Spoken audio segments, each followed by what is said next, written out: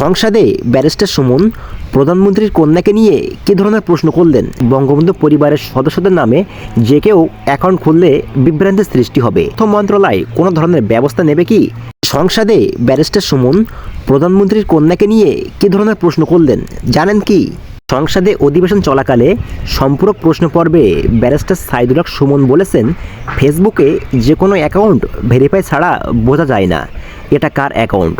বিশেষ করে যখন বঙ্গবন্ধুর পরিবারে কারোর নামে একাধিক অ্যাকাউন্ট থাকে তখন ভেরিফাই ছাড়া বোঝা যায় না কোনটা রিয়েল। কিন্তু ভেরিফাই করা ছাড়া বঙ্গবন্ধু পরিবারের সদস্যদের নামে যে কেউ অ্যাকাউন্ট খুললে বিভ্রান্তির সৃষ্টি হবে। বিশেষ করে সাইমা ওয়াজেদ পুতুলের নামে একাধিক অ্যাকাউন্ট লক্ষ্য করা যাচ্ছে। সাইমা ওয়াজেদ পুতুলকে নিয়ে ব্যারিস্টার সুমন বলেন, গত 3 মাস ধরে সাইমা ওয়াজেদ পুতুলের নামে একটি পেজ কাজ করছে। সেই পেজে 61,000 ফলোয়ার রয়েছে।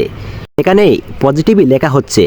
কিন্তু যদি ওনার সাইমা ওয়াজেদ পুতুল নামে অ্যাকাউন্ট না হয়ে থাকে তাহলে তথ্য মন্ত্রণালয় কোনো ধরনের ব্যবস্থা নেবে কি?